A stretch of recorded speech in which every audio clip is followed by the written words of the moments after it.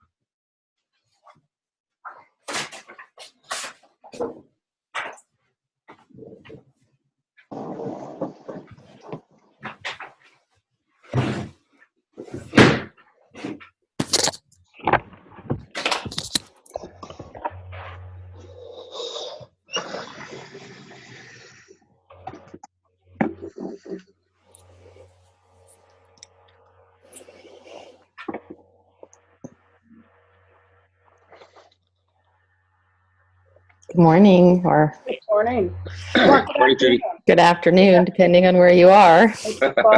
It's 12:30 where I am. Okay, there you go. 10 o'clock here. Are you in St. John? I'm in Grand Falls, Windsor. Grand Falls. Okay.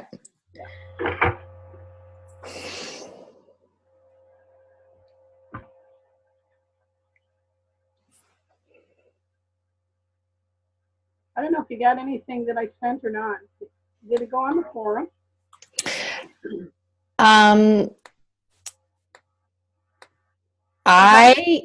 I'm probably not going to be able to answer that question right now, just because I'll distract myself by going and looking. I found it, but my friend said she didn't, so I don't know.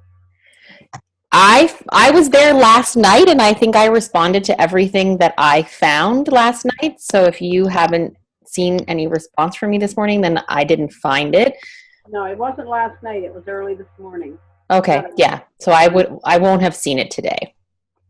So I don't know, but I'll follow up if I can't find it. You'll hear from you'll hear from me either way.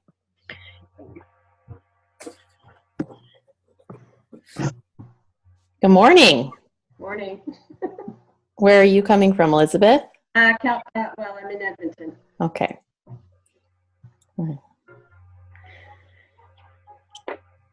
You guys all look the same. Karen's having trouble getting the sound to work. Can you hear me? Not me, sorry, Karen Livick. Okay. So she must be on here somewhere. She was, but then she's gone again, so.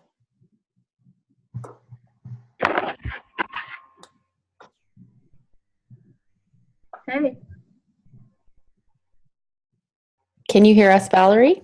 I can. Yep. Do you have access to video? Yeah. Yep.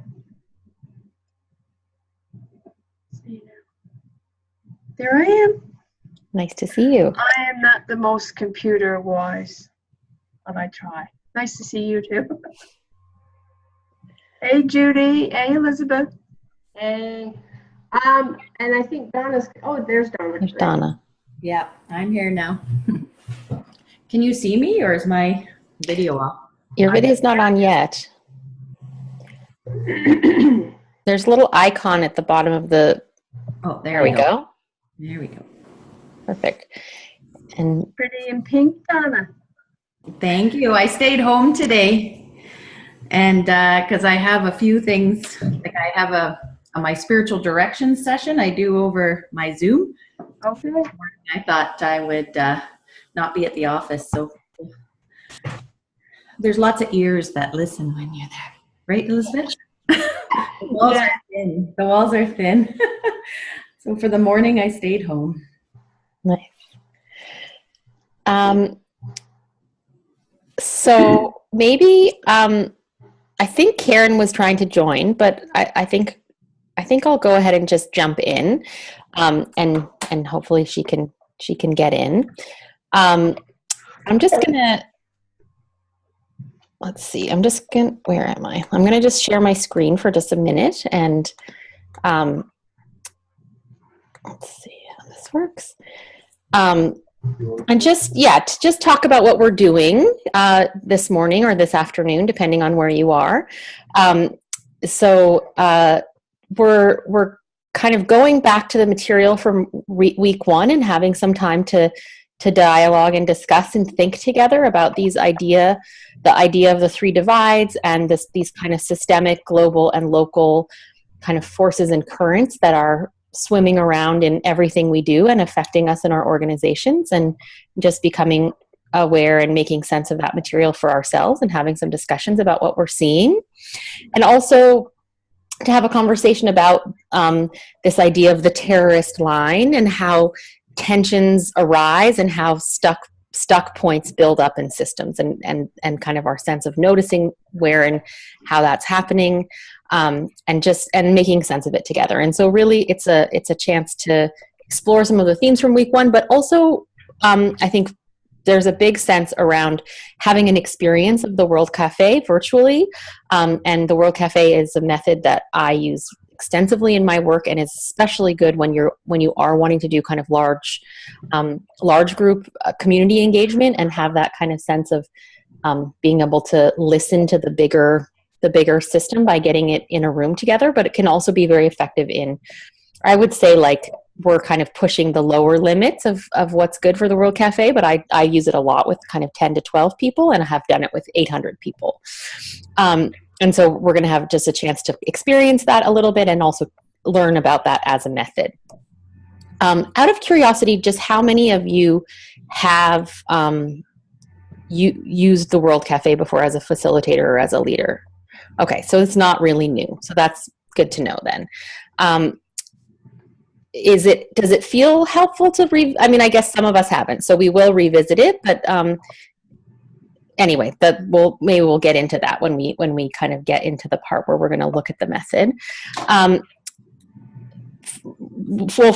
I think reminders are always good, and also for those of us that are doing it the first time, we are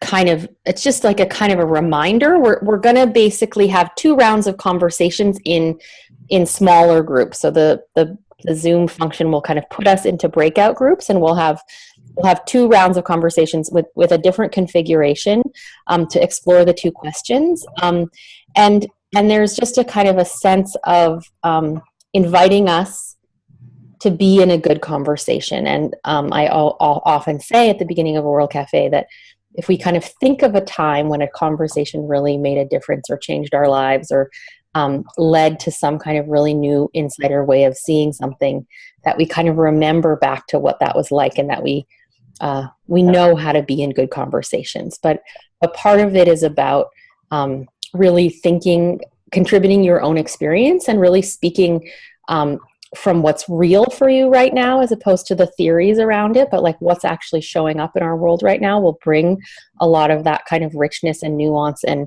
learning about what actually matters for us now.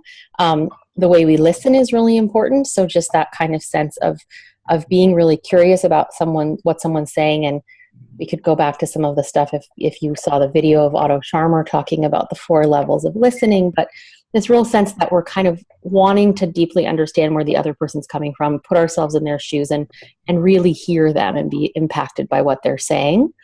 And that as the different people are sharing ideas, that we're connecting those ideas and we're listening together for themes, patterns, insights, deeper questions.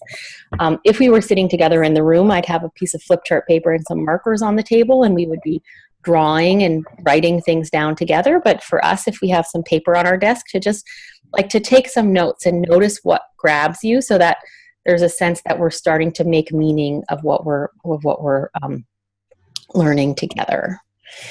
And just because we're kind of a small group, and this is the first time I'm meeting you, before we jump into the rounds, maybe we could just do a little round of introductions. So just kind of to say your name, the city that you're sitting in, and maybe just like a newspaper headline of how you're doing this morning or this afternoon, like where you're at right now coming into this space.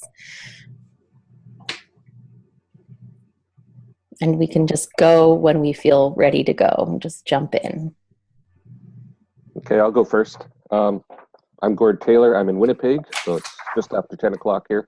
And I'm feeling great. I've been on holidays all week. So just at home, though. Our daughter and granddaughter are visiting, so it's been a great week. I'm Judy Gowdy. I'm living in Grand Falls, Windsor right now. I'm a SCORE officer with my husband. And I'm just getting over a cold, so I'm feeling okay, but bogged down right now. I'm Elizabeth in Edmonton, but I'm based in Calgary, so I'm sort of on the road. And this is, I don't know, how long have I been here? Too long, Donna? Almost 2 weeks, so I'm ready to go home, hopefully tonight or tomorrow. Busy days, came back late last night from another mobilize. I've had 2 this week, and so great things, but an early morning, I think I did get the time change wrong. I thought it was 8, so I had an hour to kind of just have some tea and get ready for today. So today's my school day to try and catch up on some stuff. I'm Valerie Miller. I'm in St. John's. Busy world. I don't know what to feel lost in this process, especially this World Cafe. I don't have the first part. Well, I don't even know if you can hear me. Anyway. Can you hear me? It's relatively hard to hear you, Valerie, so I wonder if just when you are speaking, if you can try to project a little bit. It sounds like your microphone's a little muffled. Okay, I'm Valerie. Can you hear me now? We can definitely hear you, but it's just a little, so you're just going to have to make a little effort to be a little loud, but we did hear, I think we got most of it, did we? Hi, I'm Brian. I'm sharing the camera. And how are you today, Brian? We're doing good. This is our only day, I think, the week in the office. We've been on the road up most of the week. So you've probably seen me on my videos, but I'm Sarah Thompson. I'm calling you from my home office in Dartmouth, Nova Scotia. And I'm doing fine today. I'm more on the Gord side of refreshed than on the road worn side of some of the other ones.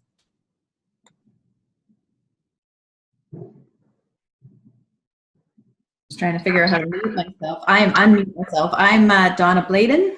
I live in Edmonton, and it snowed again last night here. So I decided, since I had some Zoom meetings, I would stay home and do them from home and have the privacy, because I didn't really want to go out in the snow.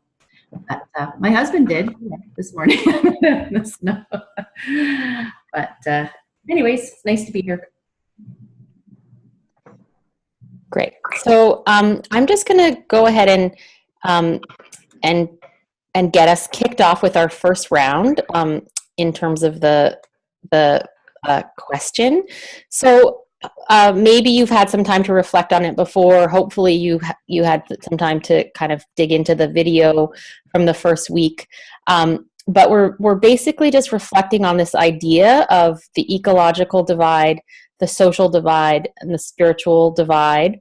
And the questions that we want you to reflect on are: where in your work do you experience these? Which social currents are most challenging in your organization, and how? Like, are these things showing up for you? And share a little bit about how. And I'm going to just put us into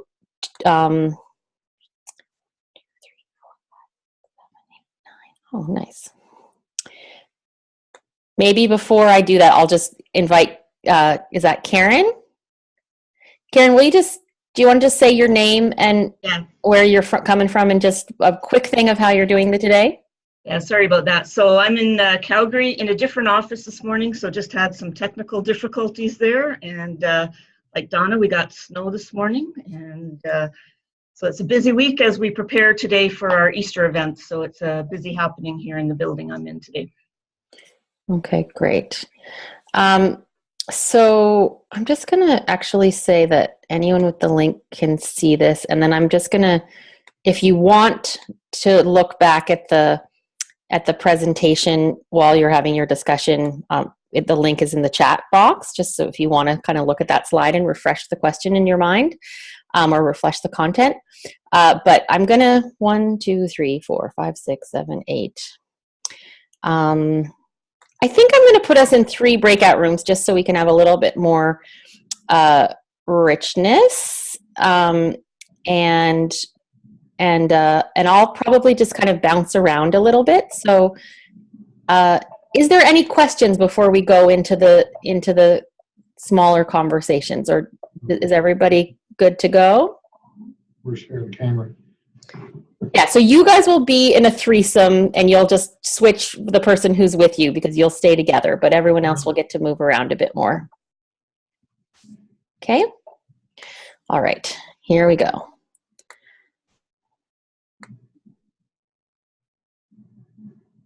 Join.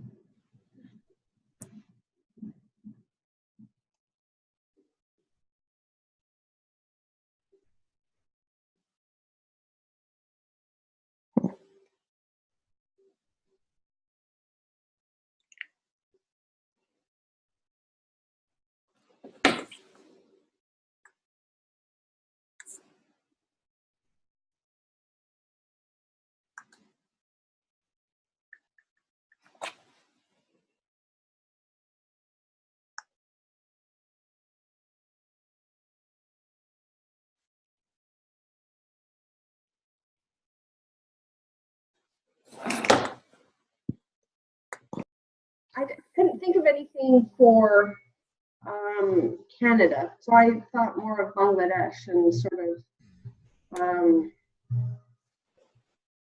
And I'm just going to join you for part of the time, if that's okay. Hi. Yeah, I think we're trying to figure out how to answer these questions. And I was saying that the ecological one, I was trying to figure out how to answer that one, and I kind of just thought of Bangladesh and the fact of how we use our resources can impact others. And so the fact that as we took on more technology, took on more air conditioners and stuff like that, it created problems with actually having enough electricity for the country. So then we started having a lot more electrical cuts, and so instead of an hour off a day, we were off for 8 hours a day, and 2 hours at a time, or an hour on, hour off, and it just really impacted how we were able to work. But it just had to do with people wanting more and more sort of technology and luxuries of air conditioners, and and the fact that even as we use more and more here, and the whole global warming, we know that a place like Bangladesh, they say within, I think it's by 2050, they're going to lose 20% of their landmass or something like that. Like, it's because of the water rising. So, so I guess it made me a lot more aware of how we use the decisions that we make, how they impact others, even though they're not even like our neighbor necessarily. So, but I don't know if I'm as conscious of it when I'm in Canada. What almost was interesting, it's like the cause and effect is very direct in Bangladesh because the resources are so limited, where in Canada, the resources, we have a lot more resources, and so we don't see the cause and effect, but we know that it's there. But just listening to you, it was kind of interesting. It's like a hidden, the systems loop is totally hidden from us, so then it doesn't come to the front of mind. I found it very hard to think of anything. So I didn't know where to go with this. So then just hearing Elizabeth made me start thinking, okay, so where do I see that in my everyday working life? And I'm not sure that I do. Well, I'm wondering if it's around the whole thing of recycling that we do now in Canada, and trying to do better at our choices, and fair trade coffee, and buying local and stuff like that. Some of us are starting to wake up to see that some of those decisions actually do make a difference. But we're not always as educated on it. And I think because we're not educated, that's where the impact comes, because we're making decisions that really hurt people. And what about the other two? Did the idea of the social divide or the spiritual divide resonate for you guys? Did that feel like something that showed up in your life? Well, I do see the social divide between poverty and having lots. Yeah, you can see that within just day-to-day ministry, right? Right now, out of the building attached to the building that I work in, they are running the tax program, and you can see a lot of the people that are coming in. Yesterday, I went and chatted in the waiting room with them and listened to some stories, and simple things like getting your income tax done is something that many of us take for granted, right? And so this is such a wonderful service, and their income might not be much, but their child tax benefits, they all rely on them submitting their income tax. And just even at our Mums and Tots camp in the summer, there was one mom with 3 kids that came in, and she didn't have any child tax benefit coming in because she didn't do her income tax. She was living with a guy, didn't know about it, just lack of education for her, having 3 children so young. And so she hadn't been able to buy fresh fruit and vegetables or milk or produce, and kind of living off canned goods that she had in her home until she got everything registered, and it takes months. And, so these are things that we take for granted. So yeah, there is a big social divide. And that's a lot of, you're seeing the effects of that really acutely in your work. Mm-hmm, mm-hmm. And would you say over time that you feel like it's getting better or worse? Well, I hope it's getting better, but I think more education is needed, more coming alongside people in their everyday life. And we've talked a lot about that whole wraparound, and how looking at people as individuals instead of as a one size fits all for the clients that come in for help. And so how do you do that? And that's only by getting to know people and having conversations and knowing where they're at, and then not being like actually bringing them somewhere, not just giving them stuff, but actually walking alongside of them and giving them resources and tools that they can better their life for their family. So.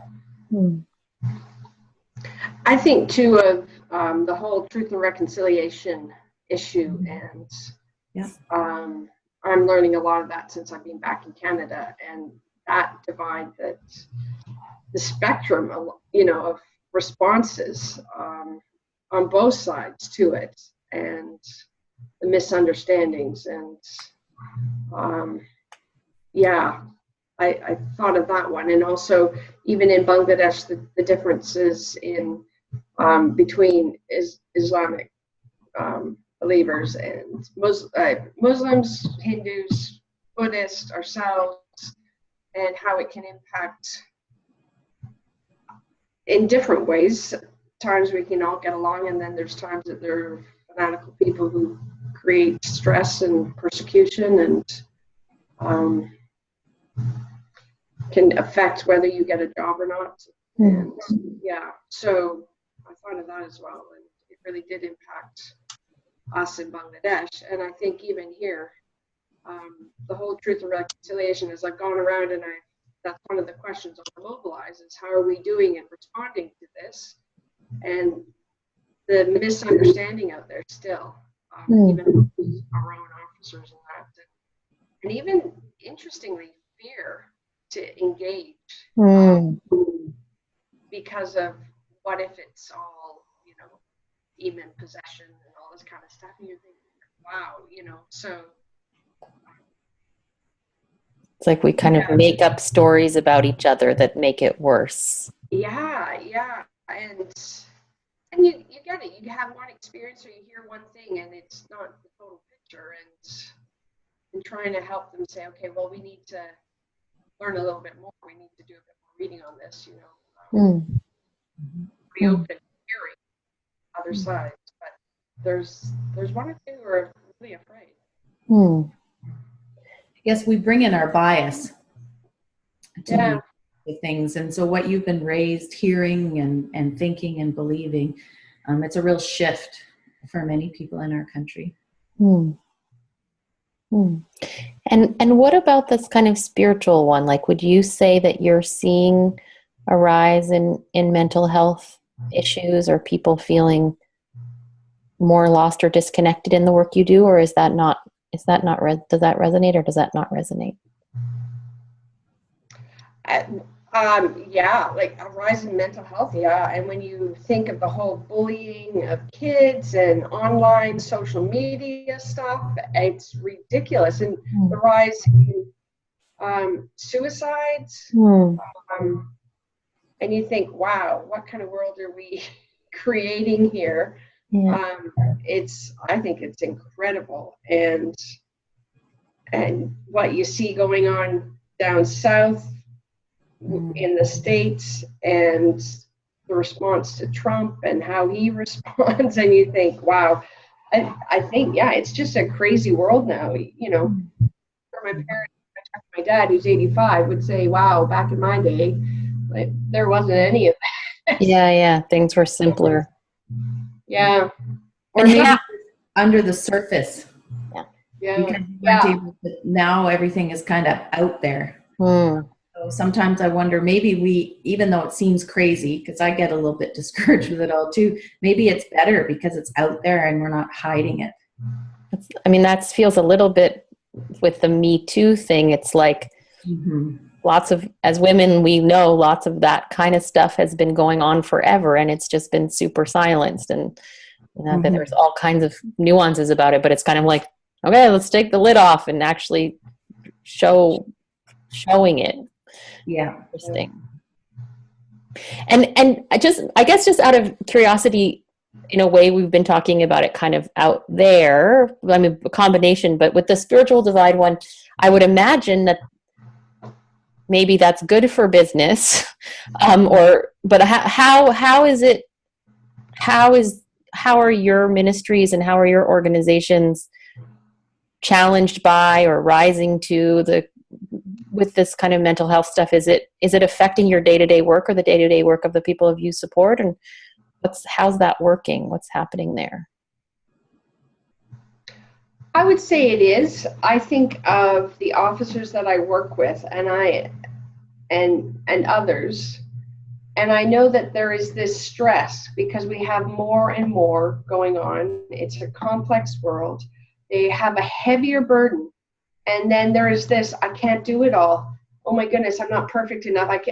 Is there something wrong with me? And there are those who are really burning out and feeling bad about themselves, and I can't live up to the standard. And it's like, no, you're carrying a lot here. And you can't do it all. And I find that in my reviews, it's like, no, you got to choose. You can't, our system is such that even going through the document that I have to go through with them, you could be very discouraged by the end, because it's like, oh man, I don't do this, I don't do this, I don't have this, I don't have this, and I must be terrible. And you're trying to say, no, we're just trying to capture what you're doing, but feel good about the good things that you're doing. And I just find there's a lot more burnout, or I have more who I need to either get respite for, or if it's not them, it's their kids or something. And I've only been in Canada for a couple of years. Like, Donna's been around a lot more. Would you say you see it increasing more, Donna? Oh, for sure. I see it increasing more. It's because our systems are complex. That's exactly what it is. And so we go to the computer age now, and then we do a lot of things more online. You have to really be tech savvy And if it doesn't come easy for you, then it can cause you a lot of stress. And that can be very overwhelming. But also you're dealing with a lot of people with a lot of high needs, especially with the mental health issues. And so not only are you trying to manage human resources issues and financial business issues, you kind of have to wear lots of hats, right? To carry people's burdens as well, right? And so it's finding, and then the guilt that I've spent so much time on my reporting that I haven't been with the people, and that's where my calling is, and that's what I'm supposed to be doing. And so you're kind of living in this place of never being enough. Never being enough, and not being able to divide yourself up enough. And that's I think working in the social realm, period. Totally. But it's interesting as you say it, because I've, this week been thinking a lot about the systems maps, but it's almost like the more the high needs population that you serve needs become even more high because of all these complex factors, the more the spiritual divide then affects you, and you start feeling like, I'm not good enough, I'm burnt out, I'm kind of probably getting secondary trauma and losing my mental health. And then it kind of spirals in a way that there's something that it's affecting. Yeah. Wow. Yeah, and it's hard. I think that people that are caregivers find it hard to be vulnerable themselves.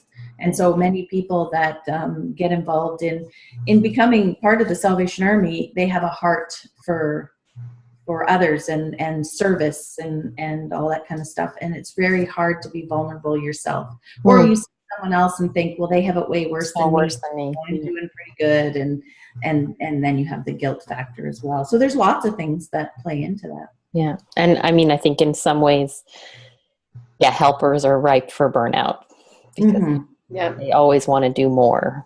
Yeah. I'm just going to go back and check the questions. Would you say that's the biggest one? Is the kind of burnout as the biggest challenge of all the things that we've talked about, or? Of all the areas? Well, if we look at those three divides and how they're showing up in your real communities and in your real organization, and what are the biggest challenges coming from that? Is that sense of kind of overwhelm the biggest one, or are there others? I'd say that's the one that maybe, I guess I can't speak for Elizabeth, but I think that's the one that we encounter the most, because we are working with those who are on the front lines, right? And so we have those conversations more than probably the other conversations. And I would say that if we can help make a difference in that one, and impacts the other two, because if you feel better about yourself, if you feel like, okay, I'm managing, I don't have to do it all, and I can focus, then I think you're in a better frame of mind to then deal with truth and reconciliation when it comes your way, or do I fair trade or not? And I don't care about the bigger issues of the world and people flooding overseas if you're like consumed with me and the complexity that I'm dealing with. So right, it's almost like being well within ourselves is a leverage point to being able to address the other ones. Yeah. Cool. I'm going to leave you guys to just finish up. We're just going to have a couple more minutes, but I'm going to just go back and check on some others, but we'll see. We're supposed to be doing now then.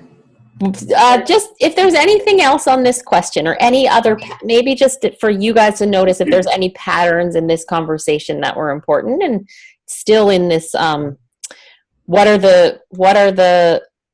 are you experiencing the three divides, and which of them are most challenging or present in your work? I just put it in the chat box. I don't know if you see it there. Yeah, I can.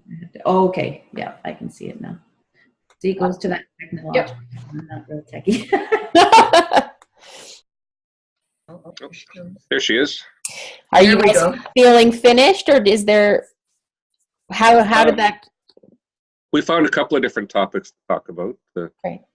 Kind of the financial divide we're finding with budgets.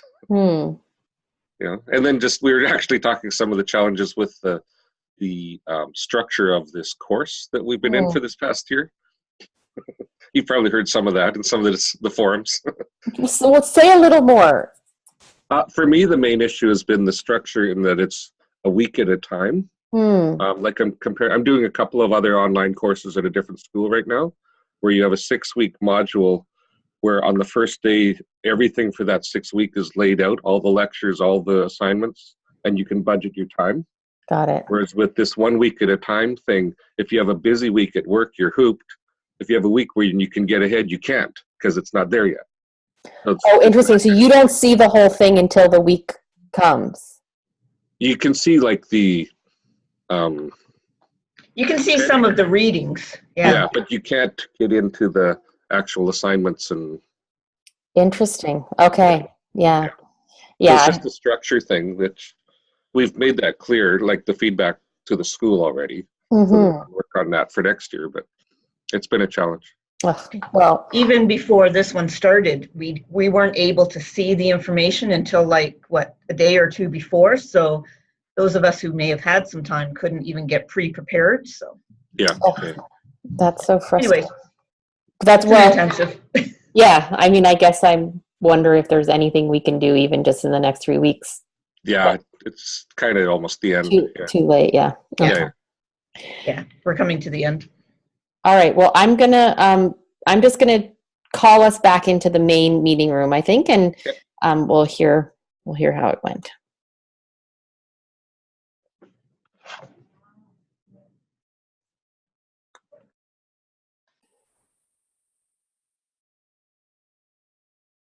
Well, we're back. Gallery view.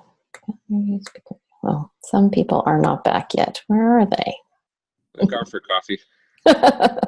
You lost them. Here they come.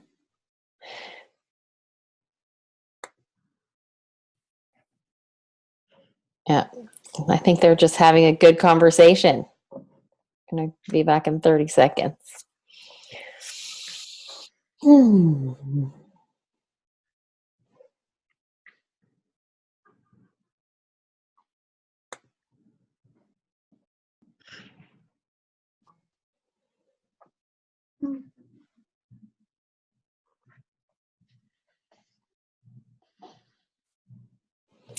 Welcome back, everybody. Does anyone want to share a theme that was strong in that first round? Oh, we lost our pair. Oh, Oh no, you're there. You're there. I don't know what happened to me. I think okay.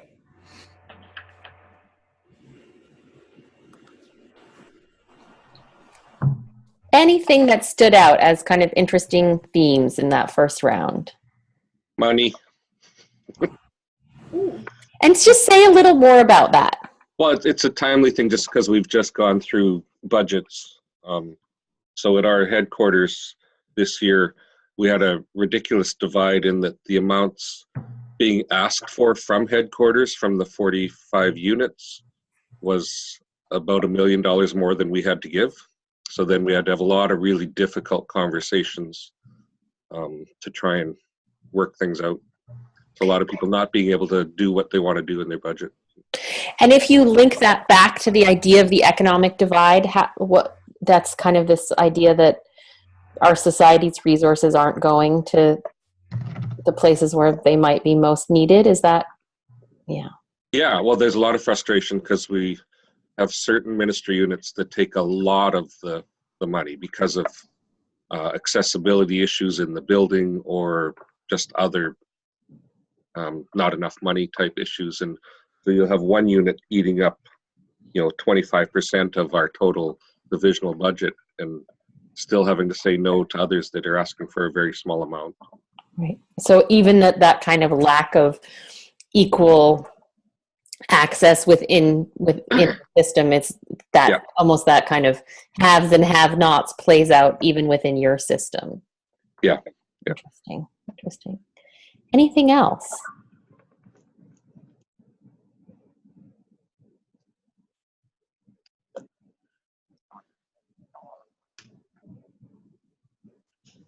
Well, Elizabeth and I talked quite a bit about the spiritual divide and with you as well, and the burnout.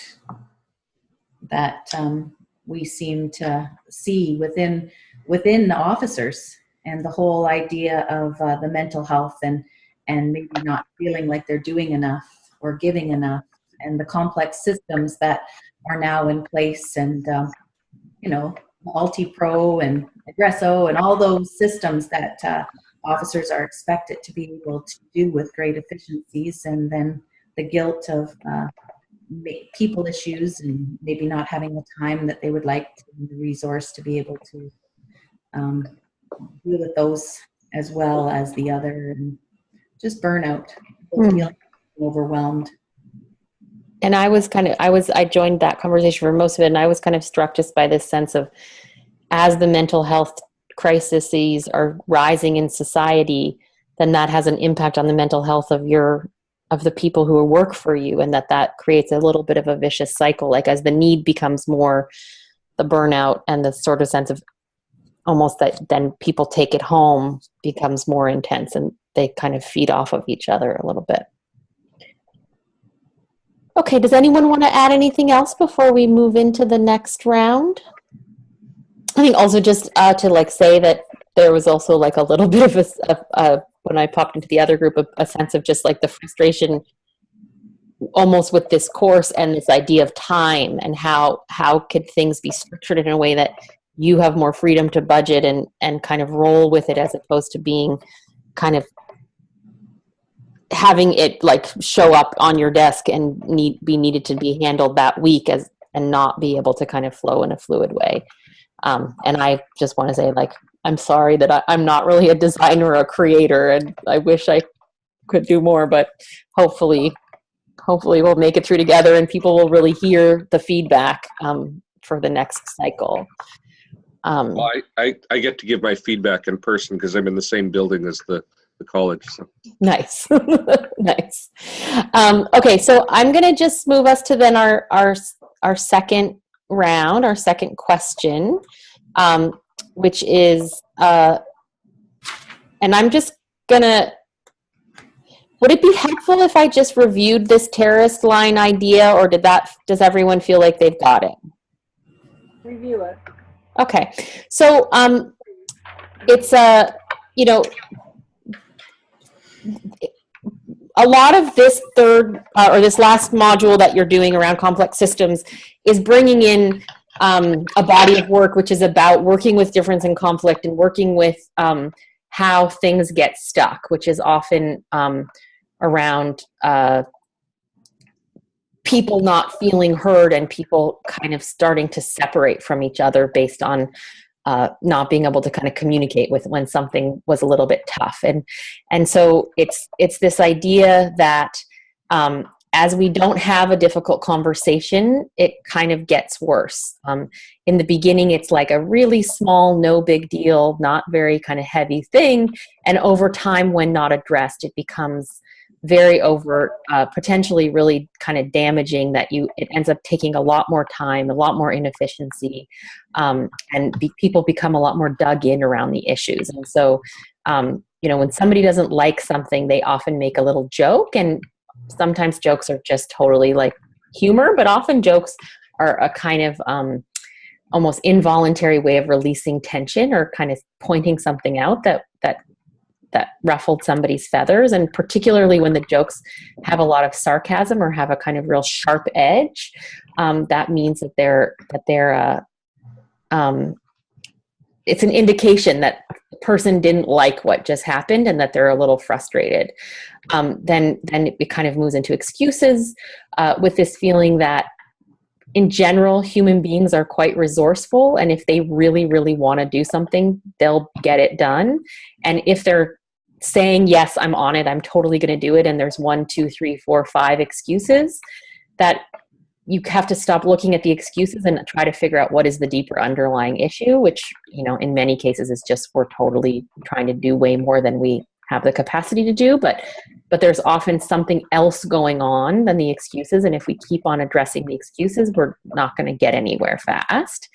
And then the next stage is kind of this idea of gossip, that instead of talking to the person directly or talking to the person who has the power to change something, we talk to our mates or our friends or our coworkers We have all the most important conversations the day of the on-site meeting in the car on the way there and back, and we don't say the real things in the room, and so we don't actually get the benefit of being able to shift something. Then we start kind of lobbying or using back channels to try to get things done. Communication breaks down, and we are using kind of email or text message rather than picking up the phone or having our sort of go-betweens, or that's when we really create silos and fragmentation. And we were talking in our conversation about sort of racial and religious divides. And at that point, it really starts to impact the quality and the nature of our work. People start to kind of almost intentionally go slow. If you imagine like a teenager cleaning up their room one sock at a time, or I'm writing a report like a paragraph a month, or people are going on massive amounts of sick leave, that there's a kind of sense that they don't want to actually fully show their resistance, but they're doing it. It's becoming almost passive aggressive in this sense of you need to know that I am not happy with the way that this is going. And then we move into real, like, actual strike actions, and we call HR for a dispute resolution, and from there it's like, on a community context, there's a full-on war is breaking out, or in a marriage we actually file for divorce, or we say, you know what, I have to leave this job, I just can't stay anymore, and with the idea that in a way we didn't say anything in the beginning because we wanted to get along and we didn't want to create a problem, but often if we let it fester, it sort of spreads like cancer, and it ends up destroying the relationship anyway. So that's kind of the idea, is that it's a diagnostic tool where we can see how bad something is, and it's also like an encouragement to have a difficult conversation when it's small so it doesn't grow.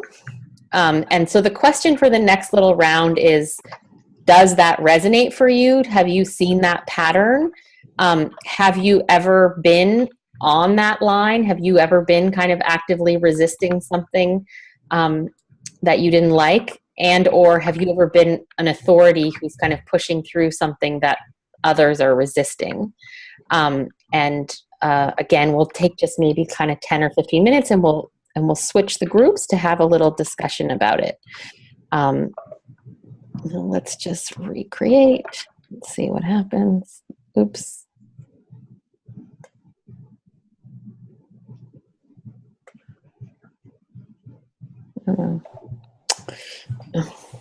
No. Recreate 3 rooms.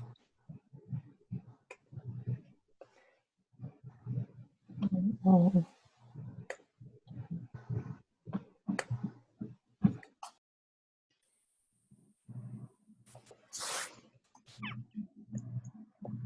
Hey there. How's it going? Good. So, yes. Does this resonate? Does this, have you seen this pattern? Do you think it's true, or do you think it's not true? I mean, in the role that we're in and demanding some of the changes that we have to go in and propose or require, you always have opposition. So some of the opposition is opposition that is emotional, and other opposition would be more like the terrorist line. You get the emails, you get the letters, you get the "I'll never do that," or you get the campaigning behind your back to make things different or to poison the environment. So yeah, I've seen that. Yeah. And then the communication starts to break down, and then they start to make excuses, and then you feel like they're talking about you. And even previous to this appointment, when we were in our own church, and you would have a mission board, which would be like our governance in our church, and you want to bring up a change, and they'd say, well, we've always done it like this, and you try to explain, and then they get sarcastic. Mm. So yes, the terrorist line we've experienced. It sounds like it's your bread and butter in a way. Yeah. Well, it's anything dealing with people. I think it's a reality of leadership and a reality of people. Yeah, yeah. And can you think of a time when you've been on it, when you've been kind of slightly working against something that you did, a mandate or a dictate that you didn't like? I'm sure I have, but I can't remember. I don't know if that's convenient or not. But I think we can find ourselves in all those positions. When it affects us and we think it's personal, Yeah. I think our first defense will be a terrorist line. Mm. Yeah. And I think the goal is to provide enough information and enough insight and enough conversation that you move someone from that to even just neutrality. And They it's never come to acceptance, but they may come to say, I'm not going to just get blocked. yeah, I can see where you're coming from. I'm not going to say anything else about it, but you know where I stand. Right. It's kind of like I won't get in the way. Yeah. Mm-hmm. I think sometimes that's our best options in some instances. Mm-hmm. And what do you find works well in terms of obviously you said providing information, but also conversation, like when you've succeeded in the most intractable cases, is there anything you noticed that actually made the biggest difference? I think trying to make sure you're doing a fair process and everybody feels that their voice is heard. And ultimately, like in our situation, a couple of things that we're working on. One is two congregations come together as one church and another congregation sharing the same minister, so they're on a circuit ministry. And there's a lot of hurt and pain there. So ultimately, it's going to happen because of the financial situation that they find themselves in. But you got to allow time for them to have a voice. And hopefully they feel that their voice has been heard. So it's a bit of a conflict there because it's ultimately going to happen, but you still need to let them vent. Yeah, it's funny. I've had so many experiences where people are really frustrated by something, and then I just had a conversation and I just really listened. And there's a sense of like, I hear you, and I know, like I wish it was different, and like I'm gonna bring this back. But there's almost just this act of saying it and feeling heard that then people have kind of not only gone off the terrorist line, but actually got on the bus, kind of. Yeah. Well, we had a situation when we had a meeting with the leaders of two of the congregations. Partway through, I figured if we get out of there with our lives, we'll be lucky. By the time we brought it around, some of those people were willing to go and champion the cause. So it wasn't successful, but it's a lot of slugging. And some of that was being heard. I think once they heard it, and even some of it was existing arguments between the two congregations or existing perceptions between it. And when one congregation spoke something, the other congregation said, or the leaders of the other congregation said, do you really think we think that way? And they were hurt that this perception of them was long-standing. And I think they needed to hit, there was a two-way learning street there, that one congregation says, you look down on us. And the other congregation saying, where in the world did you get that from? We're your friends. But it was an acknowledgement of both sides. They both got hurt. Yeah. They both were put on a terrorist line. They both got a message that was negative. But I think some of the things that were said during that, like, don't you know we're friends? We went to school together. We worked together. How can you think that about us? Yeah. I think it broke down some barriers. Well, and it's almost like when that communication breakdown starts to happen, then you get in an echo chamber. Yeah. And you start telling a story about the other one, and you don't have a way to disconfirm that that's not true, or remind yourself of like, how would they feel if they knew that? Yeah. And when you're able to open it up, it's almost like some of those stories just dissipate. Yeah. And that's almost what was happening. It was almost like We heard this. We said what we would never dream of saying in public, but now it's out. Yeah. And all of a sudden, were able to sort of move beyond it and go off to another topic, which is where the conversation turned. Mm-hmm. Maybe we need to give it a chance. Right.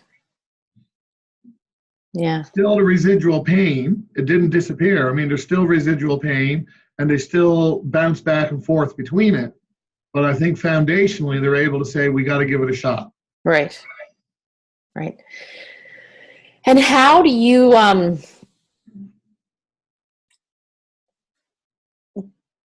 does it feel like, how does, let me find the right question.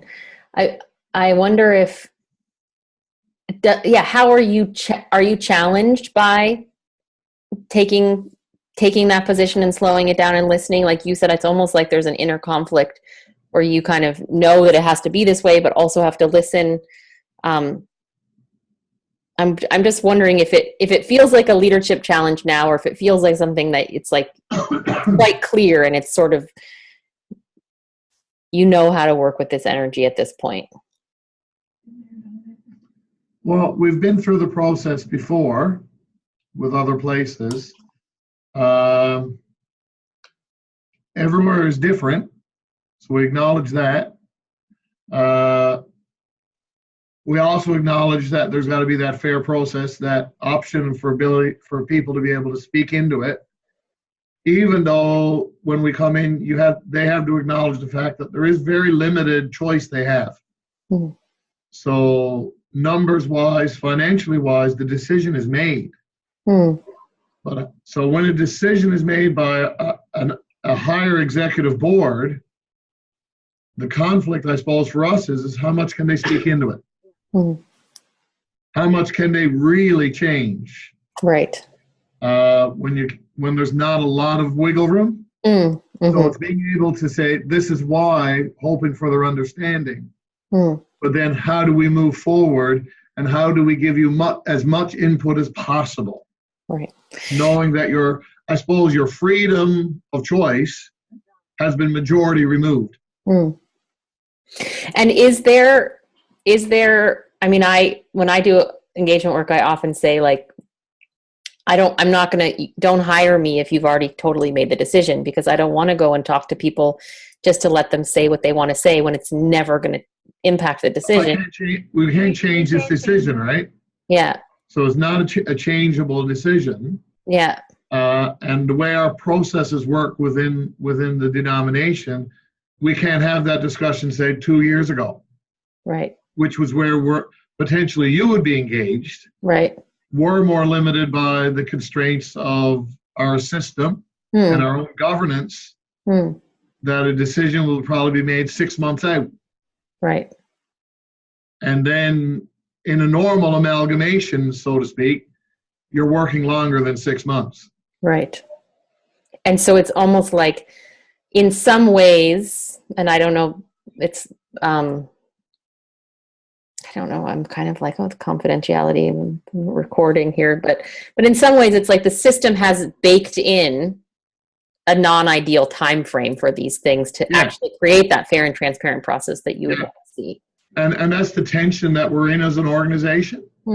So, I mean, some of the reason that we're doing these types of courses creates tension. Because we are hierarchical in our governance. But you also have a governance that's now saying we need to be more involved in fair process. Now, create the tension between a hierarchical governance and now a more consultative model. Right. And there's this tension line. Yeah. And this is a point where there's a tension line. Yeah. And do you think, I'm just curious, how is the hierarchical structure, does it feel like it's set in stone, or do you think there's actually possibility that as your leaders start to kind of learn and move towards something more consultative, that things could shift, or is it a given? I think we'll always have to live with the dual nature, because just in the function of us as a Salvation Army, it's a mobilization. So the Army will want to keep the quick response, the quick mobilization, the quick ability to move, the quick availability of resources transferred multi-directions.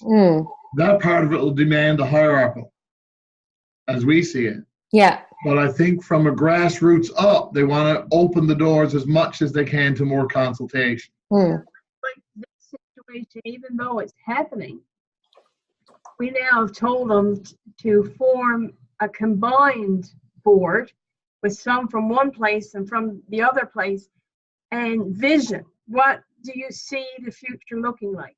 What, you know, how it can be better because you've come together, how mission can be more effective because you'll have more funding to be able to do it.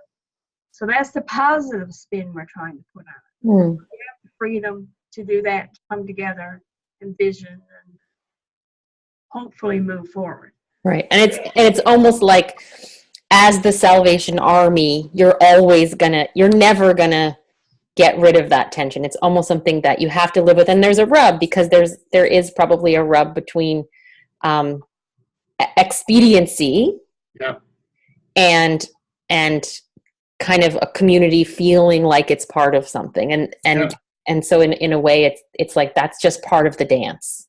Yeah, and that's the balance we live in. And for us, a lot of us are in this role as area commanders or at a divisional level. That's a balance. We're caught in the middle. Right. Above us, hierarchical, is our national headquarters. Right. Below us in hierarchy is the grassroots. Right. So we are that boundary, that line that operates in both worlds. Yeah. You're the messy middle. Yeah.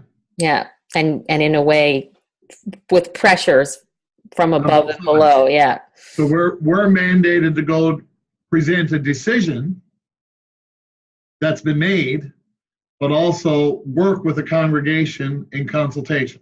Yeah. So you got that tension. Yeah. And I guess it just, I heard something about this kind of 6 months where it should be longer. Yeah. Are you doing any kind of advocacy up, or is it, and I'm asking the same question again, but just in the specifics of that thing, does it feel like it's time to do some advocacy up, or does it feel like it's time to just kind of push it down and say, this is the reality we have to live with? I think the culture of who we are and the culture of the leaders and the people in the Army now would not want to reverse. They would want to keep the progression of pushing up a hierarchy, and little by little there'll be changes. Now, how radical and how quick they can occur, right? We're limited.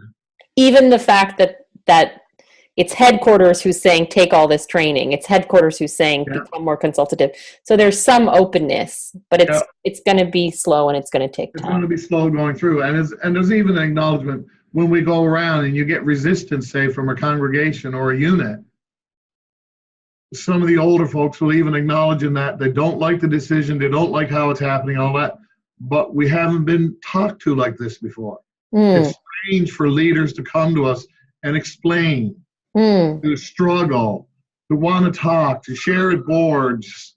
This is a new expression. So if you're a member of a congregation and you're 70 years old, this is a new reality, and it's a little bit eye-opening to them.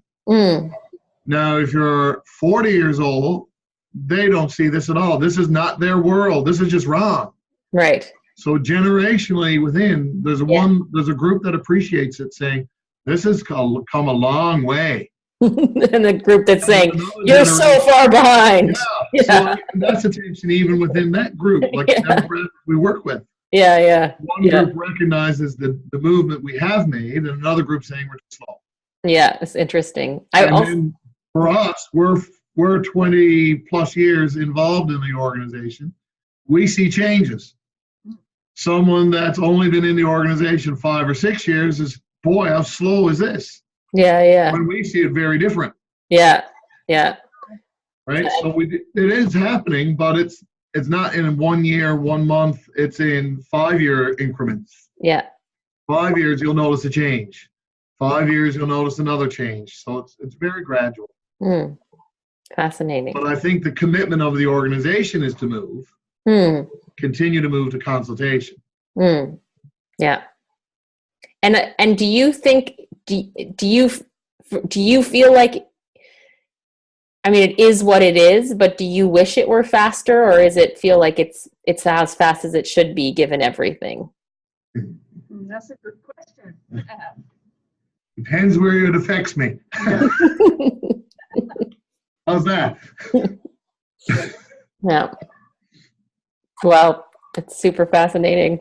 And is there anything, well, I guess just from kind of my point of view, is there anything that you need or that you wish you had or that would help in the particular position that you're in?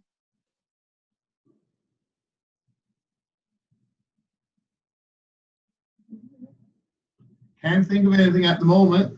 Okay. I wish I had more time to concentrate on these courses because it's very helpful, but really you can't give it justice. Yeah. So that's what I wish. I had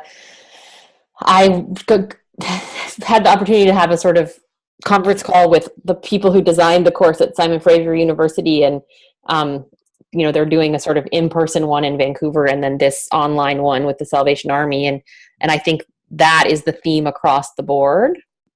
And I think they're talking about this kind of emergent learning day with that, or some emergent learning, I don't know, some piece of using that as the focus, which is, partly about me and how I budget my time or what priority I'm putting on it. But so much of it is about, especially for you, the system, like, is the system actually giving you what you need to maximize their investment, or are they shortchanging their own investment by not freeing up enough of your time to be able to really gain? Some of it is it probably needed another week a week of all of us being together again. Yeah. So the value in the initial week together, and then probably some online, and then somewhere in the January mode or early February being brought together again. Yeah. Another intensive week, and then back to the online stuff again. Yeah. And I think that would have stabilized us, but the longer it went from the initial week, the harder it became for us to keep the connections going. Yeah, and almost to feel like it's an alive enough thing that almost just becomes so in the background with the rushing speed of all your to-do list. Yeah. So I think it needed, if I was to look at it and structure the course again, I think there needed to be a winter component or a midterm component where we're brought back together. Another on-site. Yeah. Well, it's fascinating. I mean, I guess I'm meeting you at the end. So there's this kind of natural debrief evaluation that's happening. Okay, I'm going to just bring us all back together, and we'll see you back in the other room. Uh-oh. The level's just not at the top one, it seems. It really feels that way at times. We're heading to the top, like next.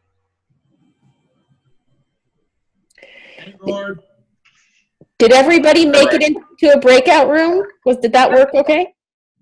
Yes. So just, it's fascinating to me how much the theme of reflecting on the course and what has and hasn't worked is coming in. That I'm meeting you guys at the end, and so we're naturally doing some course evaluation, which is great. And hopefully, I can definitely be a messenger, but also there's something that I can learn from this for the next 3 weeks. But yeah, what came up in people's conversations about this idea of the terrorist line and how resistance builds, and the kind of the part that's saying this is how it's going to be, and the part that's saying I don't want that, and how that is showing up in your world. We were kind of talking a bit about there's a cumulative effect there. So if we're talking about the top-down structure within the Salvation Army, and when a decision's made at the top that isn't explained, and especially if it's one you don't agree with, it's really hard to accept, especially when you feel like you have no voice, and then it makes it even more likely the next time something happens for a terrorist line to develop. because your past experience affects your current decision, right? You feel almost less empowered every time it happens. Yeah. So it's almost like, why would I say anything this time because they didn't listen last time? Well, it's hard to say something at times because you don't want to seem like you're an outlier, you know, and that you're attacking the person or the position or anything like that, but maybe your input. And so how welcome is the input and how is it? Right. And does that resonate for other people, or is there something different? I'm just trying to think of some of the stuff that Karen and I were talking about. And we talked a little bit about, you know, this happens a lot more than probably I was aware of, or probably named in that way. But some of us having to look at that bigger picture and then just kind of go, okay, we just need to go with this, you know, Altipro, all right, we're not happy, but we got to go with it. And then there are those who just seem to always, it's like they want to argue and I'm wondering if it's like what Gord is saying is because of that cumulative effect, it's like, oh, here we go again. And they just kind of go after it like a bone, instead of maybe discerning a little bit more. And we talked about sometimes you've got to decide, is this, you know, something you're going to die on the hill for, you know, like, or do you like, it's not worth it. And so let's just discern, is this a principle thing, or is this just, okay, it's just another reason why we're frustrated or whatever, you know? I think a lot about the serenity prayer. You know, like, do I need to do something about this, or can I go along with it, and how do I know when? But it sounds a little bit like there's almost like a frustration when you sort of, when there's that some people almost get caught in the trap of always fighting, even if there's like, is that really a good fight? And that gets frustrating too. When anybody else have anything that was interesting or coming up in this section?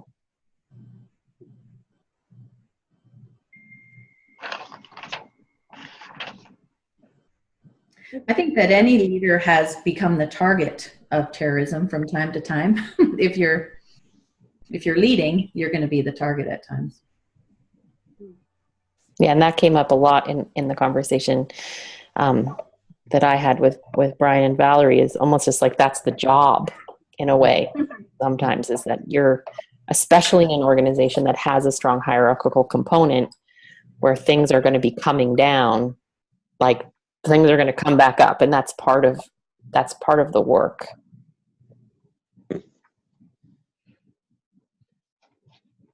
It's an interesting role for those of us that are area commanders, because we're like we're the voice of the field to headquarters. We're also the voice of headquarters to the field, and so sometimes we're on both sides at once. Yeah, it's like you're the negotiator in a way, and you're feeling the pressures from both sides, and the pressure from this side to get her done, and the pressure from this side to hear the voice, and yeah, it's like you really feel that rub. Well, and we get to hear the rationale firsthand, but both other sides get it secondhand. And it doesn't carry as much weight then. Yeah, that's interesting. Yeah, we talked a lot about the nature of the Salvation Army as an army, and that kind of focus on expediency and that kind of hierarchical nature being kind of balanced with the things that you're given all this training to learn how to be more consultative, and like a really genuine sense of we want more grassroots engagement, and that it's almost like the organization is in that tension by its nature right now. Yeah.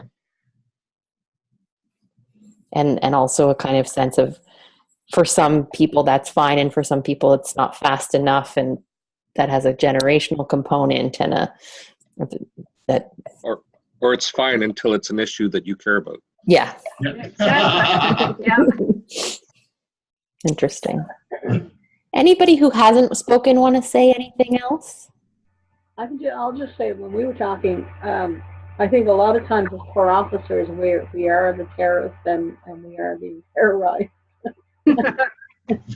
Yeah, basically, you know, and I just mentioned, you know, like we've had some difficult conversations this year with issues we've had to face, but in having these difficult conversations, then over the next few months, there's been a lot of, you know, gossiping and a lot of all these other things that we just talked about. And, you know, do you want to deal with everything? No, you don't. Just want to hide on your bed sometimes and cover your head up. But yeah, so sometimes we feel like we got to the end of this thing, even though we weren't the ones that initiated all this. Yeah, it's almost you have to take the hit, even though it's not your. Yeah. Yeah. That's my problem. Yeah. But it has become our problem. Yeah.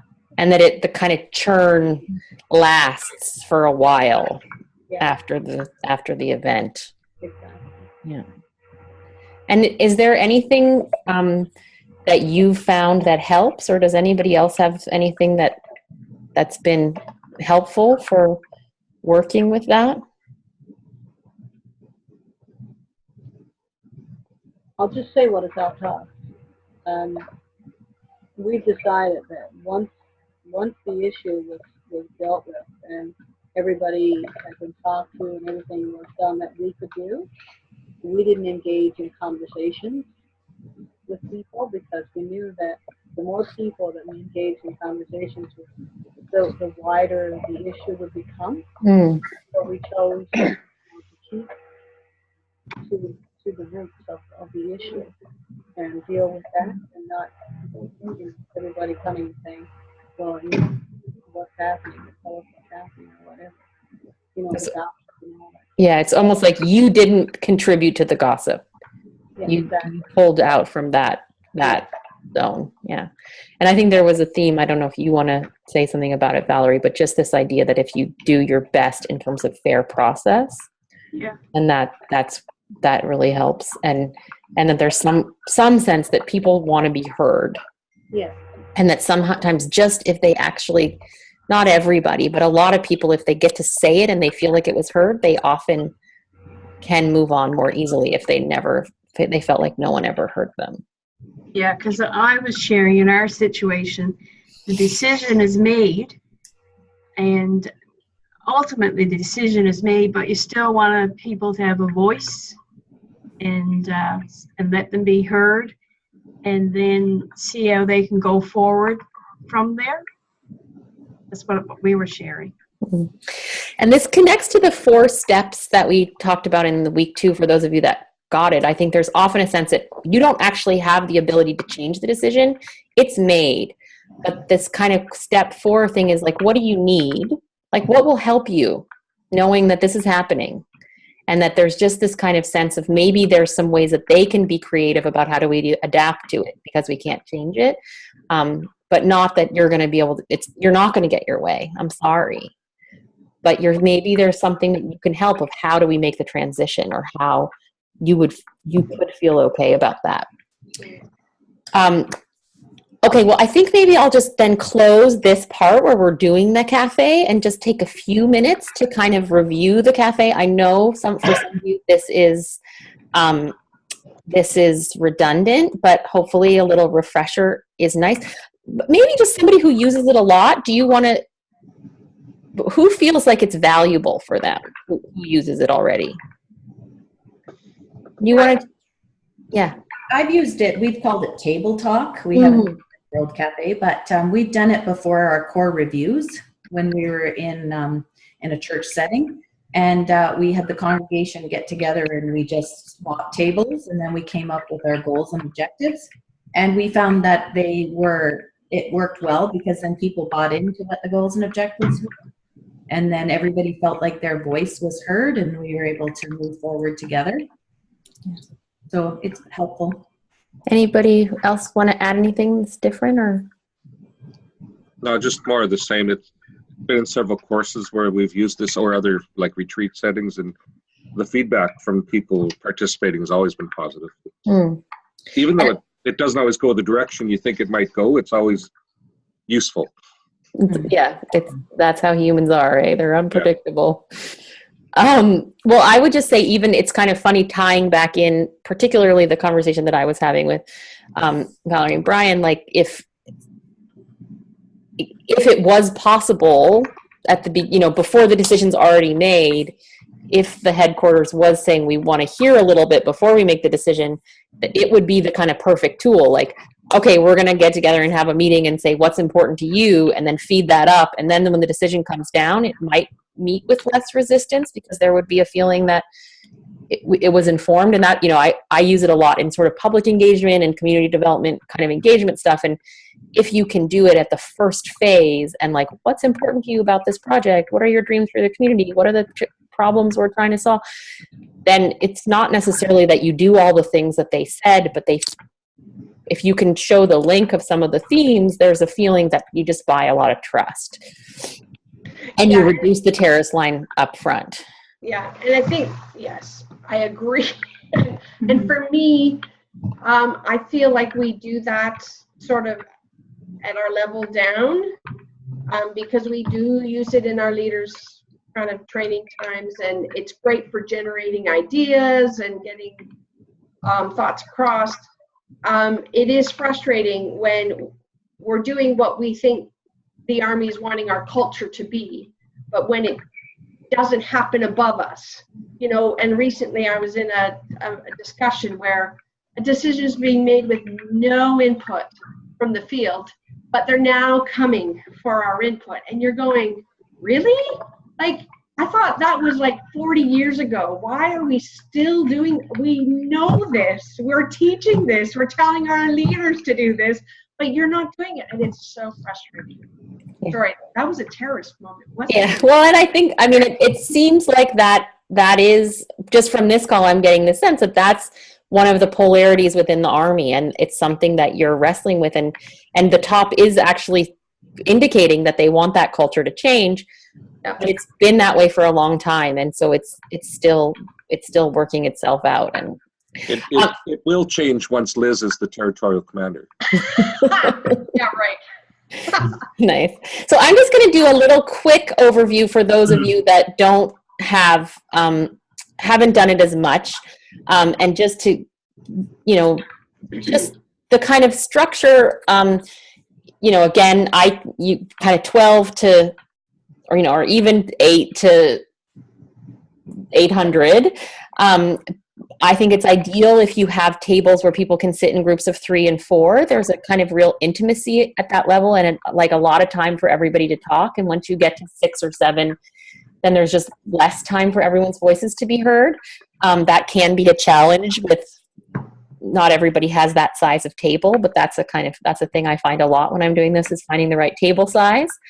And just like we were saying in some of these conversations, it's like to give people the information that they need to set the context. So sometimes it's like there's a presentation at the front, or there's materials sent out ahead of time, but that people are given enough information to have an informed dialogue and debate, and to really understand the context and the frame, and what's a given and what's a not given, and what is some of the research or evidence, and all that stuff to kind of like help them understand. We talk about this idea of creating a hospitable space, and I would say myself too, I change the name all the time depending on the context. I think there's nothing precious about the title of a method. It's more what's going to relate with people. But that the method did kind of come out of almost this idea of like the kind of conversations that are happening in French cafes in the Revolution or whatever, that's a natural way that humans congregate and have good conversations, and that there is something about music and tablecloths and flowers and food, that if you create a space where people feel open and relaxed, you're going to get a better dialogue from them, and people are going to feel valued. So if you can have a room with natural light, if just a little extra effort put in, that people feel like you're inviting them to a special party and you care about them. And then, crafting the questions is really important. I was kind of given these questions for this cafe, but I think a lot about what's the question that's really people are gonna resonate, and it's gonna open up a dialogue. It's gonna question people's assumptions. It's gonna almost draw on their experience and their understanding. I think it's also really important that you do some of that framing about having good conversations. I often use the rule of 1/n, that if there's 3 people at your table, you should be talking about 1/3 of the time. And because they're self-managed, it's important to put some things out there that will help people not kind of dominate, or to seed the ground that there will be good conversations at the table. And so really encouraging everyone's contribution. And I often say at the beginning, it's like you're coming in here with a passion and an idea and a way of seeing the world. And like, we really want to hear that. We really think that's important, but you cannot think it's the only one. And you also have to be curious about the other people. And we're really trying to see the big picture together, which is something that we can only do in a room together like this. And so it's a huge opportunity. And so we want to hear from you, but we really want to hear from your neighbor. So it's like that, speaking with intention and listening with attention, and encouraging that. And then, sometimes I even work with kind of templates where, there's some questions laid out on a sheet that people can work with, or just having markers and a flip chart, but like really encouraging people to practice the skill and build the muscle of thinking together, connecting the diverse perspectives. You can do up to even, 3 or 4 rounds. And the idea that, 3 or 4 people have a really rich conversation, and then one of them stays and the other 3 go into 3 other conversations. You start to kind of mix the minds of the room, and the ideas connect to each other, where you can almost get a little bit of access to that kind of hive mind, or that bigger picture. And as you said, Gordon, it doesn't always go where you think it's going to go. You start to actually really be able to sense, that we've been talking about that idea of mapping the system, but you start to see where the energy points in the system are and what's important in the system. And then there's that kind of feeling of sharing back. And particularly if we are in something that has some kind of decision-making process, or is going to have a real impact on people's lives and things that they care about, transparency can be really important. I often work with kind of Post-it notes, and even with graphic facilitators, that were kind of real time, at the end of a round, having people write things down, like, this is what I want to say, this is what our table has agreed is the most important thing. And then those can become guiding principles or values or specific actions, or, and you can kind of cluster the Post-it notes and see the themes right there in the room. So there's a real sense of kind of transparency, and people can build trust in the process. And yeah, I think that's it. Is there any questions for people who haven't done it, or things that are important that I missed for people that do use it as a tool? The better the food, the better the conversation. But it's true though. Like, people are happy, and they'll start talking about the food, and then the conversation will flow easily. Yeah. I've also had like live music, or really good DJ, someone who really knows the people and the kind of music they like, and kind of matches the energy. But yeah, I find kind of food, music, light, the whole atmosphere. If people are relaxed and happy, stuff starts to flow. Yeah.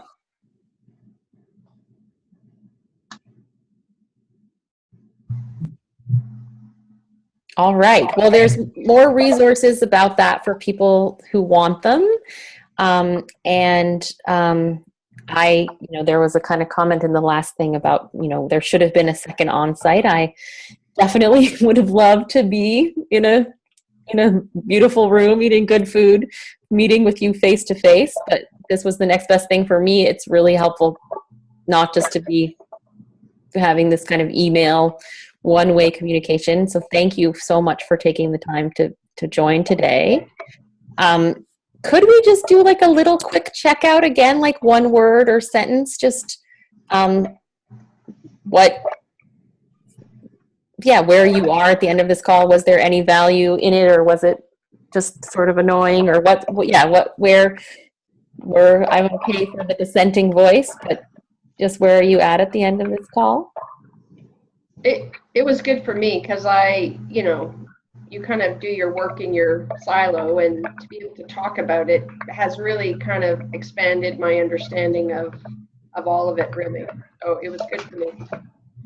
I think it's been good as well to get together and see a few people as well. I've never done the World Cafe video or electronically, so I was interested to see how that was going. And how did it work? Did you think it worked okay?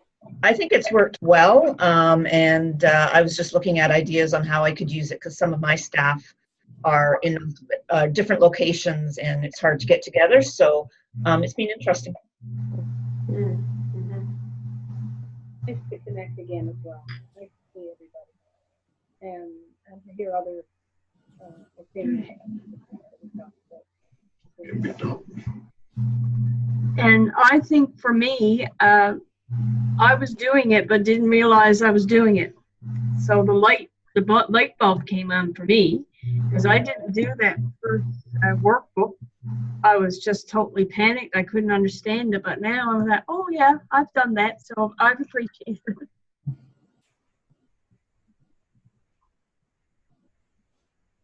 Like I said. Go ahead, Gord. Okay. Like I said earlier, the World Cafe thing always seems to go well, and kind of like what Karen was saying, I had no idea you could do it in Zoom and have breakout groups, so that's a really good tool to be aware of. I think it was good because I learned better through talking things through, and so I really don't understand the whole systems homework, so I was hoping that that's what we were doing instead. But I want everyone to post their little system so then I can get ideas, because I find that very difficult. But Liz, I'll be expecting food at the next one the DHQ does.